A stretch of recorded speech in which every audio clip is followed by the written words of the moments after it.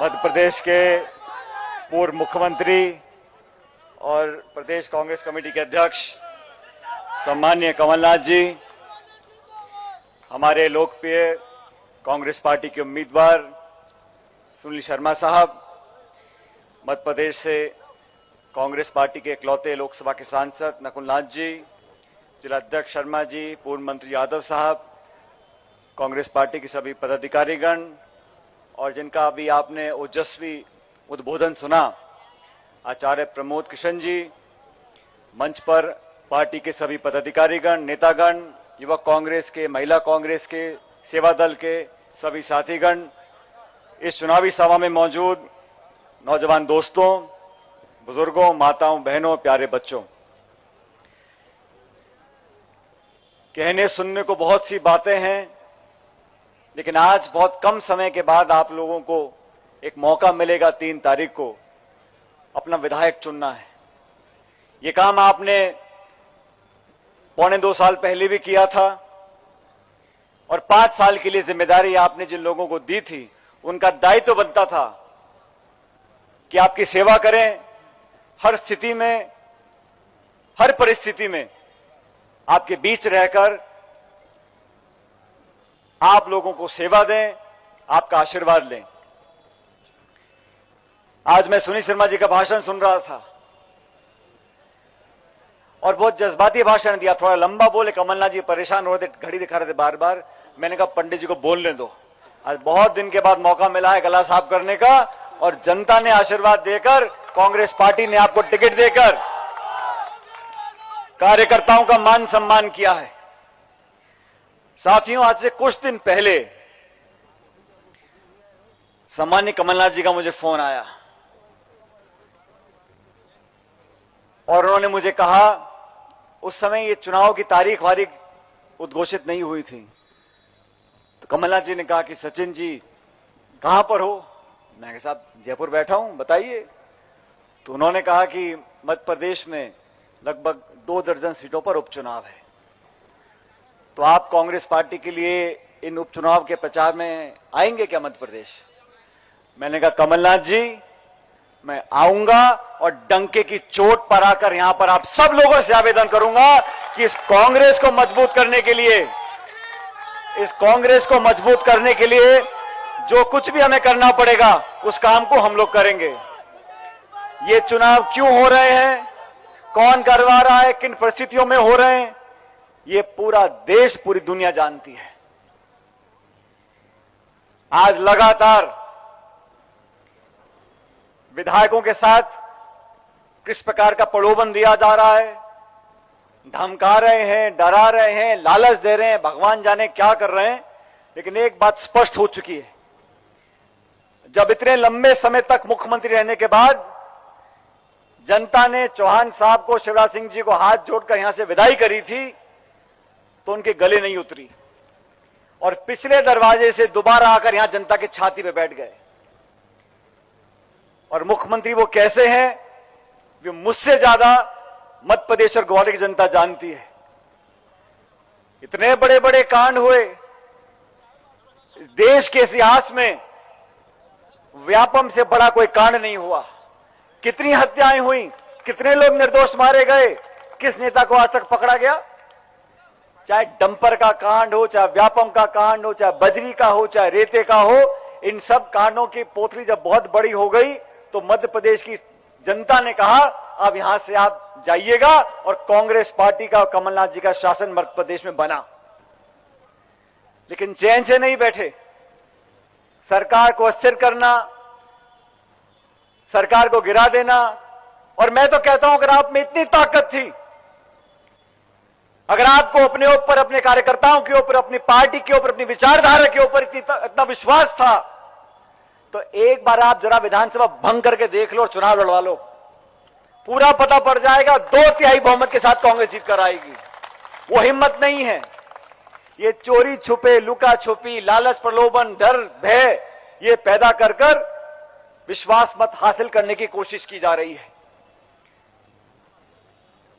साथियों, मैं लगभग 6.5-7 साल तक राजस्थान प्रदेश का कांग्रेस कमेटी का अध्यक्ष रहा और कमलनाथ जी, आपको सुनकर खुशी होगी कि इस लंबे कार्यकाल में समय समय पर मैं गिन रहा था तो लगभग 27 जगहों विधानसभाओं में उपचुनाव हुए राजस्थान के अंदर, और उन 27 जगहों में से 25 जगहों पर कांग्रेस पार्टी जीती थी। 25 जगहों पर जब बीजेपी का शासन था, तो उपचुनाव में तो मेरा शगुन बढ़िया रहता है। अब मैं यहां पर आया हूं तो मुझे पूरा विश्वास है, ना सिर्फ ग्वालियर चंबल में, अभी सभाएं हमने करी थी मुरैना में, शिवपुरी में, हर तरफ कांग्रेस की लहर है। बहुत से कारण हो सकते हैं, लेकिन सबसे बड़ा कारण यह है कि जनता सबक सिखाना चाहती है। जनता दुनिया को दिखाना चाहती है कि इस मध्य प्रदेश में, इस देश के अंदर हमारा लोकतंत्र, हमारी जमहूरियत अभी मजबूत है, जिंदा है। और ये वोट ऐसी चीज है साथियों, कोई कितने बड़े पद पर बैठा हो, कितना बड़ा खरबपति हो, कितना बड़ा नेता हो, जब चुनाव का समय आता है तो माथा और नाक रगड़कर वोट मांगनी पड़ती है, गली गली जाना पड़ता है, गरीब को प्रभु बोलना पड़ता है, हाथ जोड़ने पड़ते हैं। और मैं मानता हूं राजनीति में अगर कोई आत्मीयता से, प्रेम से, सद्भाव से एक दूसरे के साथ बर्ताव रखता है, लोगों को इज्जत देता है, उस नेता को लोग सराखों पर बिठाते हैं। आज आपके बीच में एक ऐसे कर्मठ व्यक्ति को कांग्रेस पार्टी ने, कमलनाथ जी ने, सोनिया गांधी जी ने, राहुल गांधी जी ने आपको उम्मीदवार बनाया है। आप सबके भरोसे पर बनाया है। पूरी सरकार, पूरा पुलिस, पूरा प्रशासन कितनी कोशिश कर ले, लेकिन कांग्रेस के कार्यकर्ता का मनोबल कभी नहीं टूट सकता। हम सब चट्टान की तरह इनके पीछे खड़े, सुनील शर्मा जी के पीछे, और आप लोगों के हाथ में बटन दबाने की ताकत है साथियों। 3 तारीख को जो उपचुनाव होंगे, ये ना सिर्फ मध्य प्रदेश लेकिन पूरे देश की राजनीति को एक नई दिशा देगा। पूरा मुल्क जानना चाहता है, देखना चाहता है कि सत्य और असत्य, धर्म और धर्म में से आप किसको पसंद करते हो। 36 कौम के लोगों से आग्रह करना चाहता हूं, ये जात पात, धर्म, बिरादरी, गोत्र से परे हटकर उन लोगों को वोट दो जो आपके सच्चे भाव से सेवा करना चाहते हैं। कमलनाथ जी प्रदेश के मुख्यमंत्री बने, जिस दिन आपने शपथ ली उसी दिन किसानों के कर्जे के लिए आपने फाइल पर दस्तखत किए। ये कांग्रेस पार्टी का वादा था। और ये जो आज मुख्यमंत्री, प्रधानमंत्री किसानों की बात करते हैं, चौतरफा मार किसान पे पड़ रही है। वादा किया था किसान की आमदनी दुगनी करेंगे, आज किसान को कुचलने का काम कर रहे हैं। नए नए कानून बना रहे हैं, दिल्ली में संसद में बहुमत के आधार पर कानून पारित कर रहे हैं। किसान जो दबा है, वैसे कोरोना काल में अर्थव्यवस्था चौपड़ हो गई है, लेकिन ना विकास की बात करनी, ना किसान की बात करनी, ना नौजवान की बात करनी, ना रोजगार की बात करनी। सिर्फ बांटो और राज करो, धर्म की राजनीति करो, लोगों को गुमराह करो, कभी मंदिर की बात करो, कभी मस्जिद की बात करो। और मैं चाहता हूं, कांग्रेस पार्टी 125 साल से इस देश प्रदेश को अपने खून पसीने से सींचती आई है। आज आप सब देख चुके हो कौन अपना है, कौन पराया है। और मैं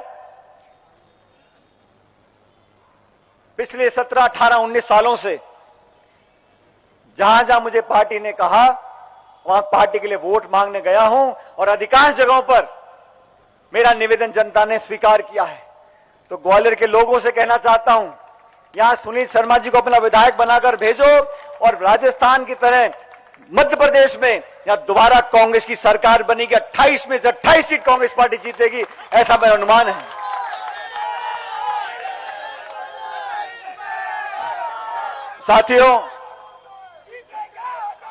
साथियों, ये उपचुनाव